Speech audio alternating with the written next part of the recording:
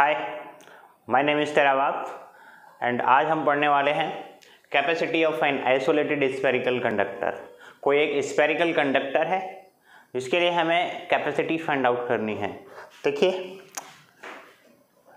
ये हमने मान लिया कि एक आइसोलेटेड स्फेरिकल कंडक्टर है जिसका रेडियस है r विद सेंटर O और इस पर टोटल Q चार्ज इसके सरफेस पर यूनिफॉर्मली डिस्ट्रीब्यूटेड है या फैला हुआ है, ये बोल सकते हो।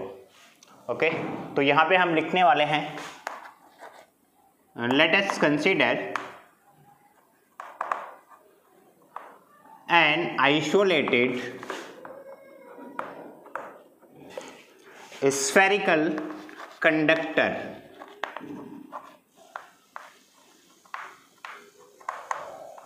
of radius small r with center O।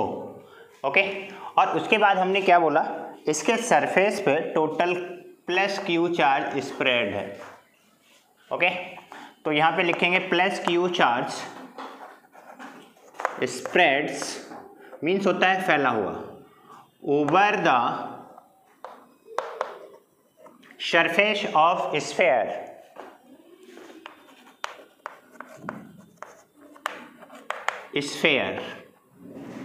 Okay, अगर हम इस चार्ज को, इस Q चार्ज को इसके सेंटर पर कॉन्सेंट्रेटेड मान लें तो इस चार्ज की वजह से इस स्फीयर के किसी भी पॉइंट पर इलेक्ट्रिक पोटेंशियल क्या होगा, electric potential at any point on the surface of sphere. Condition ये रहेगी, ये जो चार्ज है टोटल Q वो इसके सेंटर पे कॉन्सेंट्रेट होना चाहिए। हम मान लेते हैं कि हम यहाँ पे इस पॉइंट पे पोटेंशियल अगर फाइंड आउट करें तो रेडियस इसकी r इधर भी है, इधर भी है, इधर भी, कहीं पे भी देखेंगे तो रेडियस r ही रहेगी। मतलब यह है कि अगर इसके सरफेस के किसी भी पॉइंट पर अगर हम पोटेंशियल फाइंड आउट करते हैं तो इस वाले चार्ज से कितनी डिस्टेंस होगी, r। कंडीशन ध्यान रहेगी, ये टोटल चार्ज इसके सेंटर पे कॉन्सेंट्रेटेड होना चाहिए। तो potential due to a point charge क्या होता है, 1/4 pi epsilon naught into Q by R, क्योंकि चार्ज Q है और डिस्टेंस R। ओके, लेकिन आप अभी क्या पढ़े हैं, किसी कैपेसिटेंस किसी कंडक्टर के लिए कैपेसिटेंस क्या होता है, C equal to Q by B। अब B का वैल्यू आप फाइंड आउट कर चुके हैं, यहाँ पे पुट करेंगे तो क्या निकल के आएगा, C equal to Q by B, B 1/4 pi epsilon naught into Q by R। Q cancel out to Q और ये बचा हुआ 4 पाई एप्सिलॉन नॉट R ऊपर चला जाएगा, C equal to 4 pi epsilon naught R। ये हो गया formula of capacity of an isolated spherical conductor. कोई एक स्फेरिकल कंडक्टर है, वो आइसोलेटेड है, उसकी कैपेसिटी का formula C equal to 4 pi epsilon naught into R। यहाँ पे R है रेडियस और C है कैपेसिटी। इसके बाद इसके एक दो क्वेश्चन सोल्व करते हैं। देखिए, एक स्फेरिकल कंडक्टर है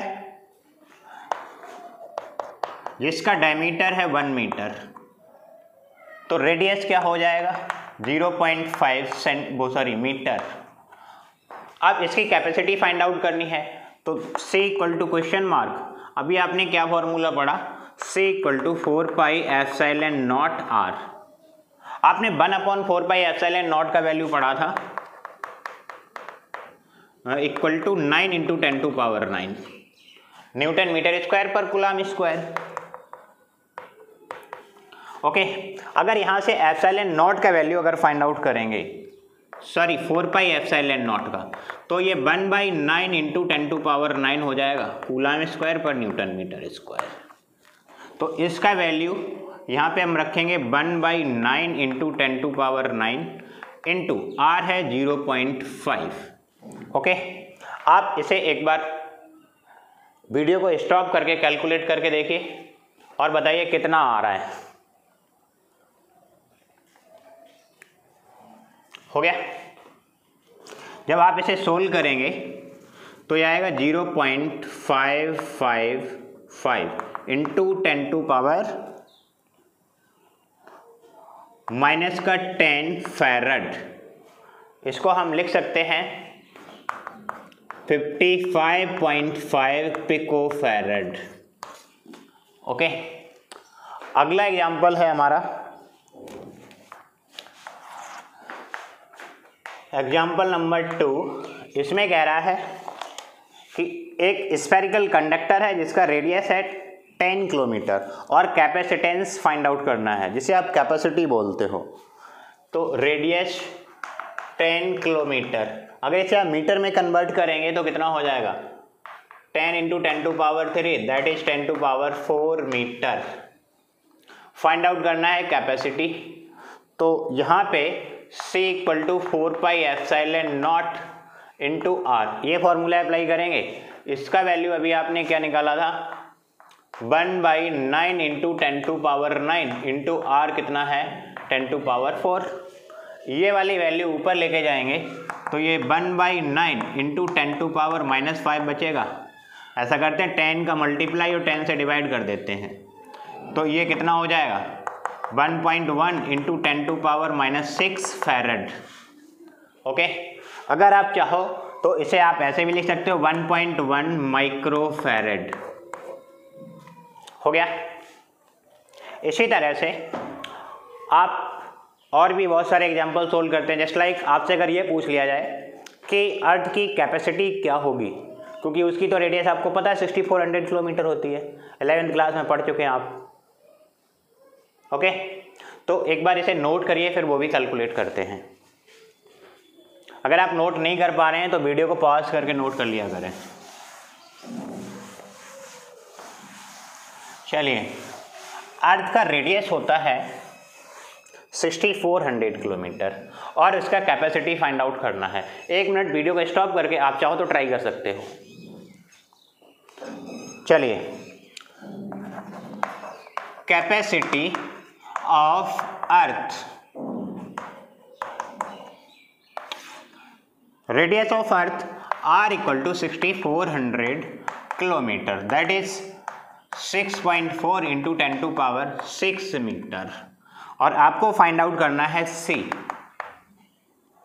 equal to 4 pi epsilon naught into R. ये क्या होगा? 1/9 इंटू 10 टू पावर 9 और ये 6.4 इंटू 10 टू पावर 6। जब आप यहाँ से इसे कट करेंगे तो एक जीरो बढ़ेगा यहाँ पे, फाइनली 10 टू पावर 10 हो जाएगा, ऊपर जाएगा तो 10 टू पावर -10 और ये 10 टू पावर 6 प्लस का है, तो ये रह जाएगा 64 divided by 9 into 10 to power -4। इसे सोल्व करेंगे तो 7.11, this is written as 7.11 into 10 to power -4 farad. अगर ये पॉइंट हटाना चाहे यहाँ से तो क्या होगा? 711 into 10 to power -6 farad. Okay, क्योंकि एक माइक्रो फैरेड में 10 टू पावर -6 फैरेड होता है, तो यहाँ पे 711 इंटू 10 टू पावर -6 फैरेड को हम क्या लिख सकते हैं? 711 माइक्रो फैरेड। ओके, ये है कैपेसिटी ऑफ अर्थ। इस टाइप के बहुत सारे क्वेश्चन आप सोल्व करिए। अगर कोई प्रॉब्लम है तो कमेंट करिए। ओके, थैंक्स, जय हिंद।